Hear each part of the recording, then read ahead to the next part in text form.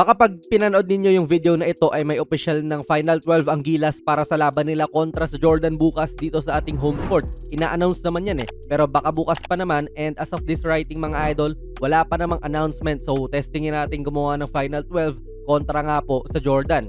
Para sa mga hindi po nakakaalam, down to 14 players na lang ang ating pool dahil napabalitang hindi talaga kaya maglaro ni Brownlee, kaya nanatili na lang siya sa US. So mag-all Filipino ang mga manok natin, which is rare na nangyayari para sa ating national team. And yung 14 nga ay sina RJ Abarientos, Juan Gomez de Liano, CJ Perez, Scottie Thompson, pati Dwight Ramos sa ating mga guards, Chris Newsome, Kevin Kiambao, Carl Tamayo at Troy Rosario naman sa ating mga forwards. Then Justin Arana, Justin Baltazar, AJ Edu, Junmar Fajardo at Kai Soto naman sa ating mga big men. Ayun nga, walang JB mga idol, so sobrang laking butas talaga ang kailangan bunuin ng ating mga locals, lalong-lalo na sa scoring. Literal na dumali talaga ang buhay ng kalaban natin kasi main man talaga ang nawala sa lineup.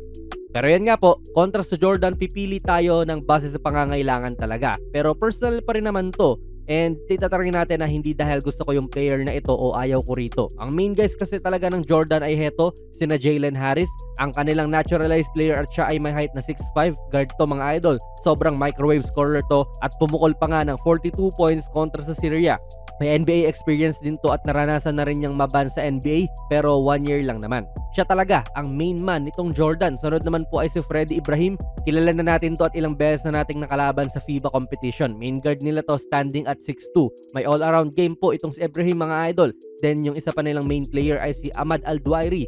Isa din to sa mga pamilyar na mukha sa kanilang squad. Main big man nila, standing at 6'11". Hindi man bumubuhat sa scoring talaga pero laging double-double threat naman din. 12 and 7.5 ang average niya ngayong qualifiers. And with that, ibabase natin yung final 12 nga po na pwedeng ipantapat sa tatlong to. Sa bigs medyo hindi na ako namomroblema Ito yung concern nung nakaraan pero ito na ngayon yung pinakasolido nating combo. Ang sure akong kasama rito mga idol ay si Kai Soto, Junmar Fajardo, pati AJ Edu. Yan matik, hindi lang yan sure sa lineup pero sure ka rin na ipapasok ni Coach Tim talaga. Si Justin Baltazar, pwede na rin natin isama rito kasi kasali rin siya sa huling window. So that leaves us with 8 slots na lang po.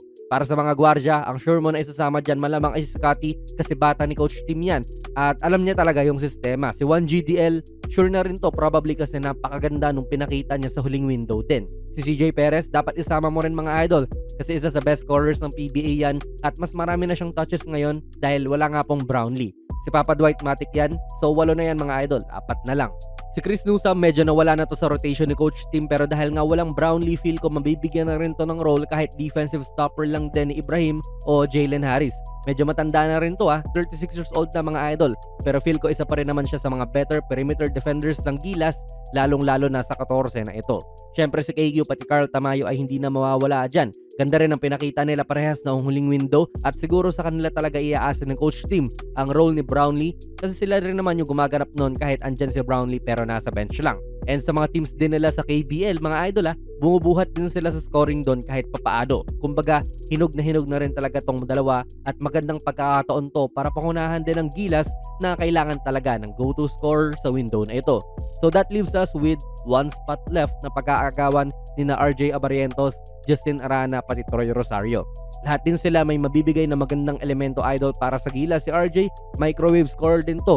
Hindi lang talaga pumuputok for some reason sa Gilas pero kung law of average po ang papansinin mo, he is bound to have a good game. Warranted din naman talaga ang pamabash kay Idol kasi 3 out of 17 lang ang total shooting niya dito sa qualifiers sa 4 na laro na nilaro nga niya. Hindi pa siya nakakashoot ng 3. And yun nga, kung law of average tayo maniniwala, babalanse din yan. So pwede talaga natin i-consider si RJ lalo na again, maraming touches para sa lahat. Si Idol Troy ay pwede rin dahil isa siya sa ating mga mobile forward standing at 6'7". Sure naman na hindi mo siya maaasahan magbuhat ng opensa pero pwede mo to i-testing depensa ng ibang forwards ng Jordan or maybe even Jalen Harris. Kasi kung may iwanan naman siya, andyan si na Edu Okay para saluhin siya. And si Arana mga idol, interesting din to kasi siya yung bagong mukha dito na pwedeng maging panggulat sa kalaban kasi for sure hindi naman nila to isa scout ng husto. And isa rin siya sa mga leading local scorers ng PBA. nang mamasahe din to sa ilalim kahit na undersized para sa kanyang posisyon. Though kilala po natin si Coach Team Idol, medyo hindi siya tumetesting talaga ng bago. Lalo ngayon na stakes are high, kaya I will be honest at feel ko ay hindi niya isasama si Arana sa final lineup kontra sa Jordan. Mas doon siya magtitiwala sa Ginebra Boys. And since down tayo sa dalawa, ako personally, pipiliin ko na lang si Troy for defensive purposes. Wala tayong agile defensive forward na nasa 6'7" eh. Si Tamayo pwede yon syempre, pero more on scoring siya. Si Troy, siya yung aasahan mo sa dirty work para kay Coach Team. Though hindi na magugulat syempre kung si RJ pa rin dahil kailangan nga natin ng scoring punch and aasa nga tayo na babalanse ang kanyang mga numero, di ba? So yan mga idol, ang aking final 12 para sa Jordan. Dalawa lang naman ang tatanggalin mo so medyo na-turn lang tayo doon sa final spot din. Kaya para sa inyo, sino ang final 12 ng Gilas para sa Jordan? Ilagay nyo lang po ang inyong mga komento sa ating comment section. Suportahan po natin ang ating Gilas Pilipinas sa laban nila kontra Jordan. Bukas yan, 8:30 ng gabi. Tickets are for sale pa rin kung gusto nyong manood sa MOA. Kung nagustuhan nyo po ang ating video ay pakipindot na lang idol ng like button. Mag-subscribe ka na rin sa ating channel. And ako nga pala si Jonas PB and as always, hanggang sa muli.